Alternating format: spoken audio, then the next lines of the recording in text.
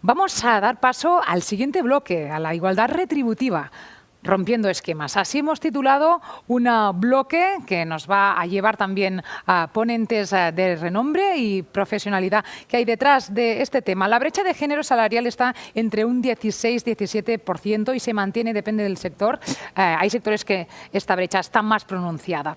Pero sí que se nota, y de qué manera, en puestos de más liderazgo, de más responsabilidad, si es que las mujeres pueden llegar a ellos, que cuesta, ¿verdad? Vamos a hablar de todo ello porque en los ERTES en mayor medida sí que recaen y sufren las mujeres las consecuencias, y la tasa de paro femenino es la más alta con diferencia. Vamos a hablar de este tema y un formato distendido, en formato conversación con el próximo ponente, que voy a saludar acto seguido. Señor Miguel Cavero, responsable de Igualdad Retributiva de Igualia. Gracias por estar, Miguel. Gracias a vosotros. Sí, porque tenemos deberes pendientes e incluso casi que voy a hablar de motu propio como a profesional autónoma de un sector también precario, de incertidumbre, como es el contexto que nos ha tocado vivir. Vamos a sumar todos los factores y vamos a dar respuesta a una serie de preguntas que creo que tiene toda nuestra audiencia, ¿eh? Así que vamos a ello. Como mínimo intentaremos dar respuesta a todas. Adelante, pues una pregunta que sí que para salir, ¿no?, de acá pues sería, ¿existe igualdad retributiva? Fíjate, tú has dado un dato hace un momento, un dato importante, que en España se calcula entre el 16 y el 17% la brecha retributiva entre hombres y mujeres. Yo te voy a hablar desde mi punto de vista personal. Yo hace 2 años, al final, que trabajo en el mundo de igualdad. Y si quieres que te sea sincero, antiguamente yo no era consciente de estas brechas, o sea, las he empezado a vivir directamente. Fíjate que la Unión Europea, incluso en los últimos estudios hechos o realizados, ha dicho que tardaremos 70 años en llegar a la igualdad efectiva entre hombres y mujeres. Estamos hablando de la Unión Europea. Teóricamente estamos hablando de una zona avanzada del planeta, con lo cual hay otras zonas que evidentemente puede ser que tarden muchísimos más años en alcanzar estas cifras. Pero 70 años, ¿eh? Son unos cuantos. Son unos cuantos, son unos cuantos. También tenemos aquí un libro de 70, ¿eh? Habla también de pasión por la lucha, ¿no? Y también la luz que queremos encontrar en este camino hacia la igualdad también retributiva que estamos hablando y que nos ocupa. Miquel, ¿qué han hecho los países para que realmente exista esta igualdad retributiva? Hay países que van a un ritmo, hay otros que van pues mucho más lentos, pero vamos a encontrar, ¿no?, el equilibrio de Pareto.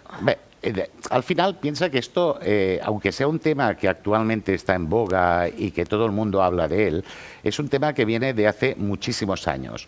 Piensa que en el año 1951 se hizo el convenio 100 de la OIT.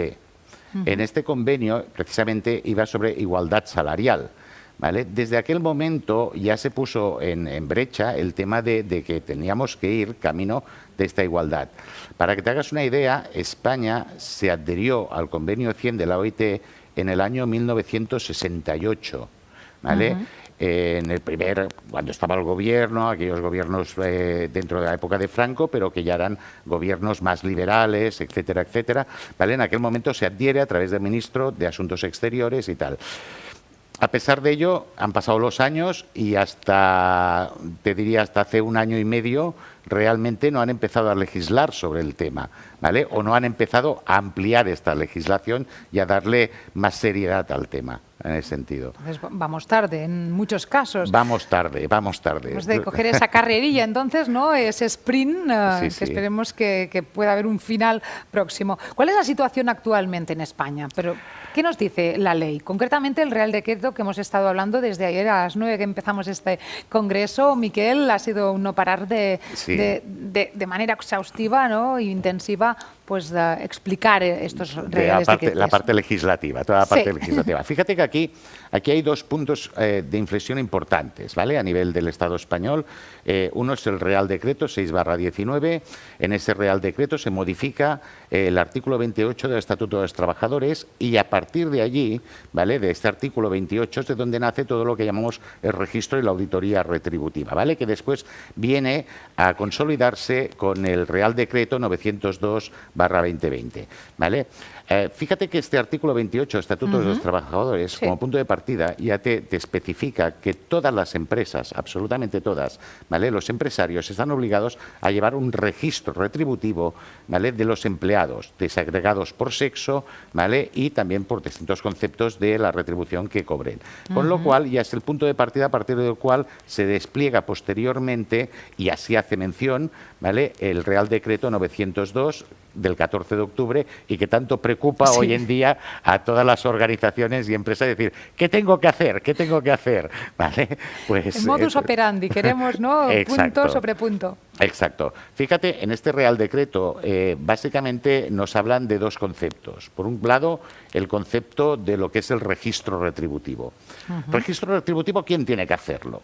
Lo tienen que hacer todas las empresas, absolutamente todas. Y lo tienen que hacer cada año. ¿Vale? Pero fijaros que el registro retributivo no es más que un cálculo matemático. Un cálculo matemático donde tú verás si existe brecha o no existe brecha retributiva, ¿vale? En las personas en función de su categoría, de su puesto de trabajo y de los distintos conceptos que cobra su retribución. Salario según convenio, complementos voluntarios, retribución en especies, variables, etcétera, etcétera. Con lo cual, si existe una brecha superior al 25%, y fijaros que estamos hablando de la brecha, en España está entre el 16 y el 17, ya te dice la ley, has de justificar una brecha si es superior al 25%, con lo cual ya no hablamos de ese 16 o 17, sino superior al 25%. Eso es lo que te dice la ley. También es verdad, y por experiencia en estos días que multitud de empresas permanentemente nos lo están pidiendo, que en paralelo a este 25 hay empresas que internamente ya han dictaminado que es el 10, el 5, a partir del cual quieren justificar sus brechas. Pero la ley te obliga a partir del 25 en positivo o en negativo. En los dos casos. En los dos casos. Que conste en acta. Que conste en acta, ¿vale? Tanto si es a favor del hombre como si es a favor de la mujer. En cualquiera de los dos casos, si existe una brecha superior a 25, deberá justificar. Caso distinto es el caso de la auditoría retributiva. La auditoría retributiva solamente tiene obligación aquellas empresas que hacen plan de igualdad y quedará integrado dentro del plan de igualdad de la empresa, ¿vale? Claro, ¿qué ocurre si mi empresa hizo el plan de igualdad hace 2 años?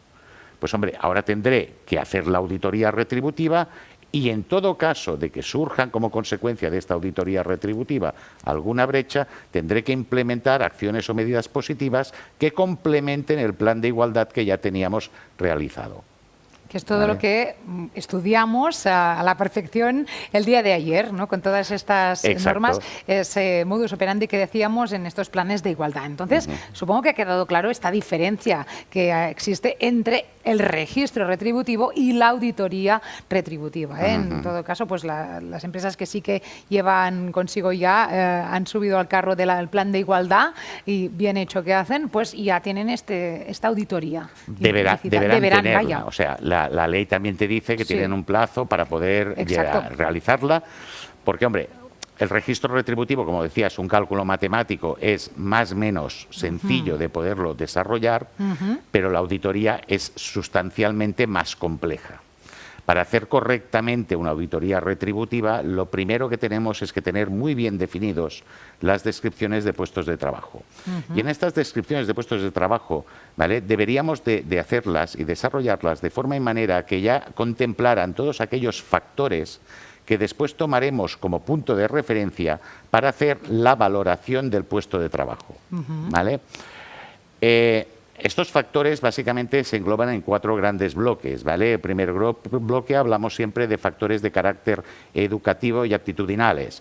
O sea, ¿qué educación has desarrollado? ¿Qué habilidades tienes tú para desarrollar? No tú, el puesto de trabajo necesita.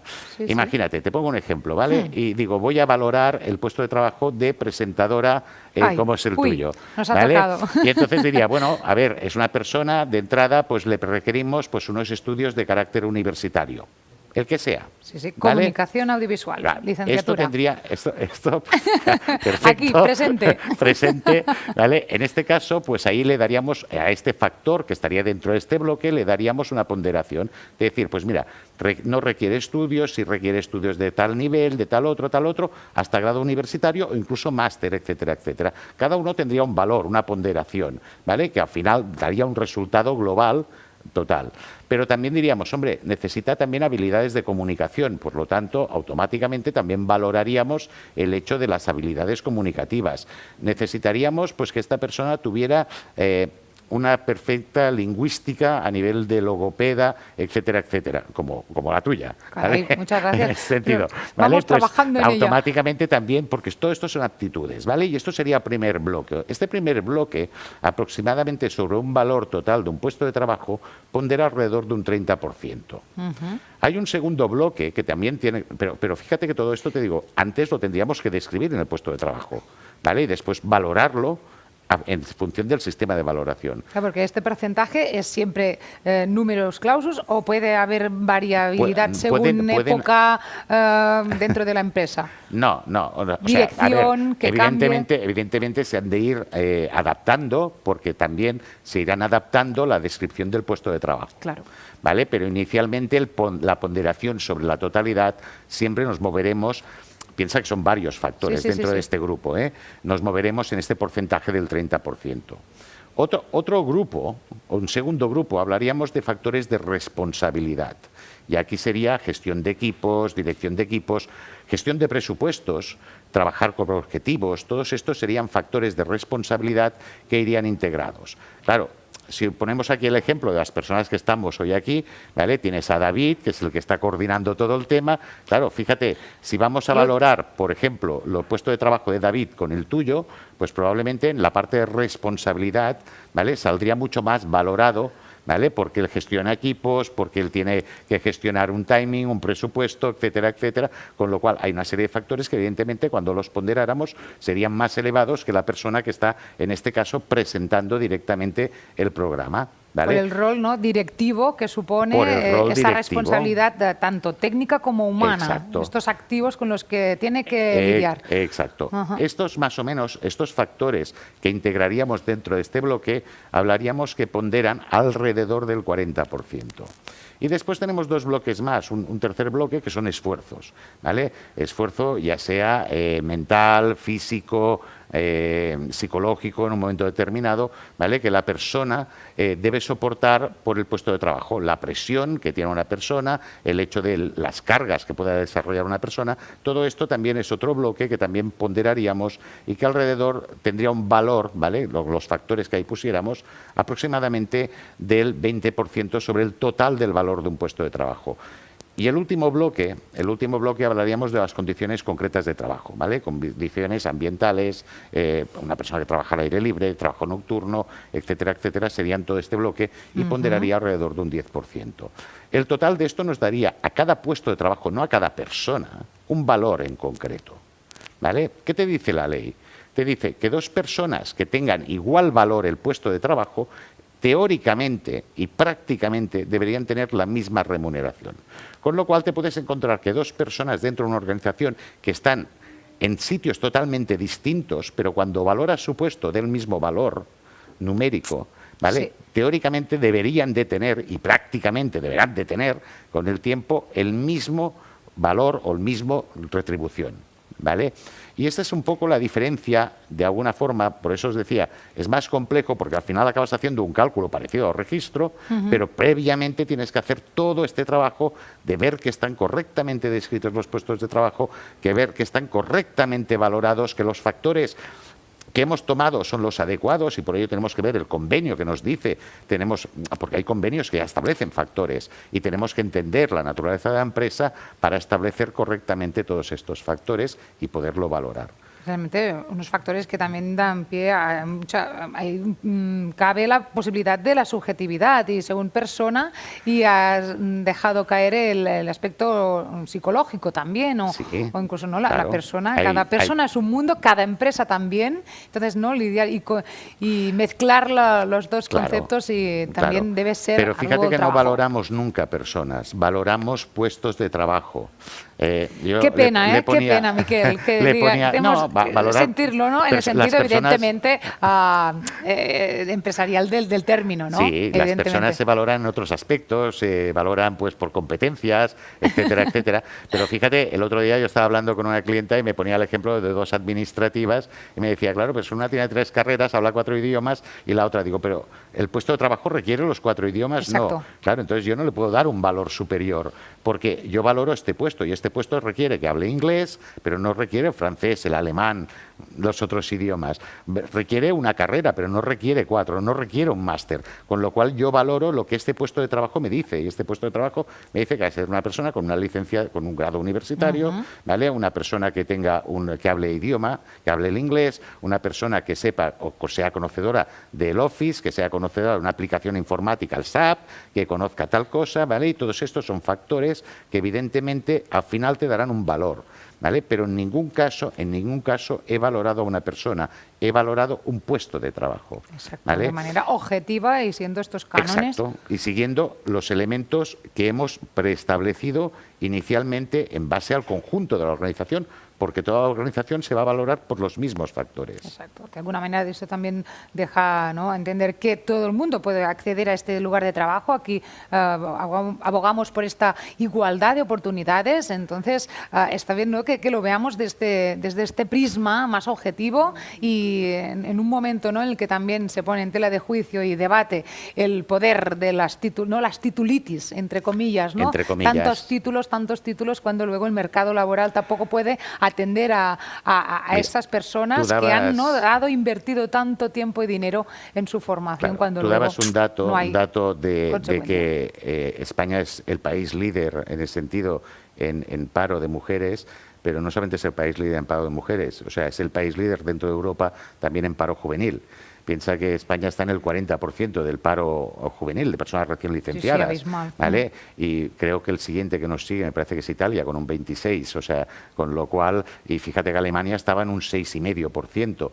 Con lo cual, no solamente hablamos de un colectivo que son las mujeres, sino otro colectivo que son los jóvenes, etcétera, etcétera, que a todo el mundo pues tienen que tener sus oportunidades en ese sentido. Exacto, oportunidades. Mira, fíjate que, Miquel, es la segunda edición de este Congreso Nacional de Igualdad de Oportunidades, Agentes de Igualdad, que también hemos hablado profundamente de este tema, empresa, y una empresa también global, en este local, esta manera de entender la situación, ¿no? Y a mí me ha venido, mientras estabas comentando estos conceptos y esta auditoría retributiva, ¿no?, el papel que juega también la persona, las habilidades, las skills, ahora que todo el mundo también hace esa lectura, ¿no?, la inteligencia emocional, las habilidades, la persona.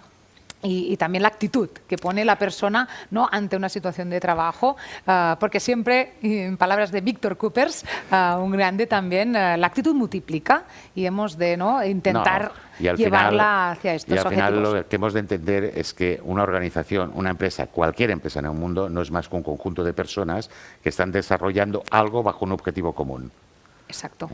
Exacto, muy buena definición para poder, ¿no?, poner prácticamente el punto y final a esta intervención tan interesante como responsable de Igualdad Retributiva de Igualia, Miquel Cabero, que ha entrado, ¿no?, ya en materia y de qué manera en este bloque de Igualdad Retributiva rompiendo esquemas. ¿Hemos de romper esquemas, Miquel? Hemos de cambiar esquemas. Yo, más que romper, hablaría de cambiar esquemas en ese sentido.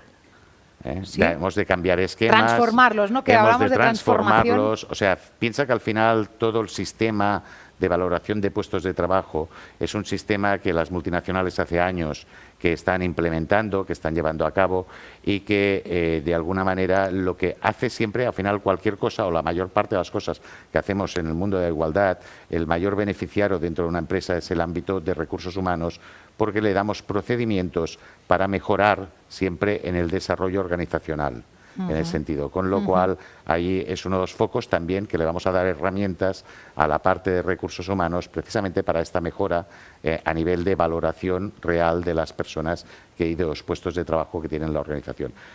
Ayudamos a poner orden entre Sí, otras cosas. exacto, Ayudamos a que poner esto orden. también tiene su trabajo, ¿eh? Tiene su trabajo. Es toda una empresa como tal. Y por último, y así a título personal, hablamos de los autónomos, ¿no? Aquí hemos puesto un ejemplo en el sector audiovisual y se me permite, Miquel, un escenario que se plantea en una mujer autónoma, freelance, ¿no? Que parece que sea más international, y que quiere, ¿no? Pues, ¿no? tomar una decisión en cuanto, por ejemplo, la maternidad, ¿no? Y llevarla en solitario, y madre soltera.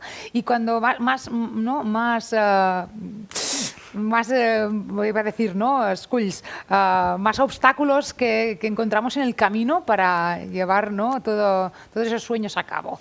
¿Qué le dirías a una mujer que directamente, ¿no? le pregunta? Lo primero la llamaría mujer valor. Mujer valor, sí. Lo primero la llamaría Valiente. mujer valor, ¿no? En el sentido, Superviviente. una mujer valiente, pero pensad que vamos encaminados a una sociedad que cada vez será más monofamiliar en ese sentido.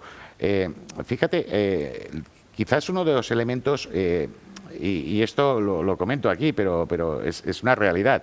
O sea, tú hoy en día vas a buscar a comprar un piso nuevo y fíjate que la mayor parte ya de viviendas, incluso se están haciendo viviendas de 2 habitaciones, mayoritariamente. ¿Por qué? Porque la tendencia natural de la sociedad y cuando evolucionan estas sociedades es más hacia la sociedad monoparental, ¿vale? Con lo cual, el hecho de esta mujer que tú comentas, ¿vale? O el hombre, que también puede estar en la misma circunstancia, ¿vale? Es una circunstancia que socialmente cada vez va a ir a más, porque realmente la sociedad se está transformando hacia ese lado. Para lo bueno y para lo malo, pero se está transformando hacia ese lado. Adaptarse a su lado, ¿no? Esos planes de igualdad también, tener en cuenta estas nuevas realidades, esa diversidad. Evidentemente. Fíjate, te pongo un ejemplo, salió no hace mucho, que una mujer, ¿vale? De las características que tú nos comentas, sentido madre soltera y tal, pidió, al ser madre soltera, pidió tener la baja por maternidad y por paternidad. O sea, poder tener las dos. ¿Vale? El juzgado de primera instancia, creo que recordar que era en Navarra, ¿vale? Le dio la razón, pero evidentemente Fiscalía lo ha llevado a órganos superiores diciendo que realmente pues no pertoca en este caso, ¿vale? Dado que son conceptos distintos el de maternidad y paternidad. Pero ya hay pasos en el sentido, diciendo, buscamos el hecho de una familia monoparental, el hecho de poder disfrutar la baja de maternidad y paternidad, las dos, al 100%.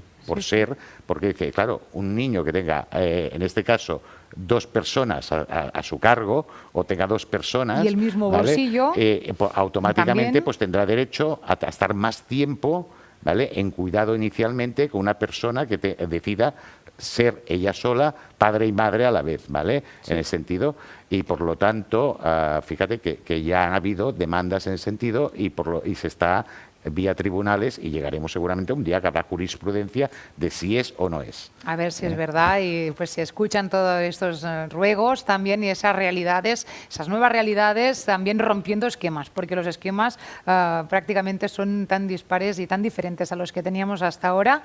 Por lo tanto, ¿no? Seguimos avanzando en este camino. Miquel Cabero, muchísimas gracias por acompañarnos a vosotros. en el ha Congreso. sido un placer. Igualmente, hasta la próxima.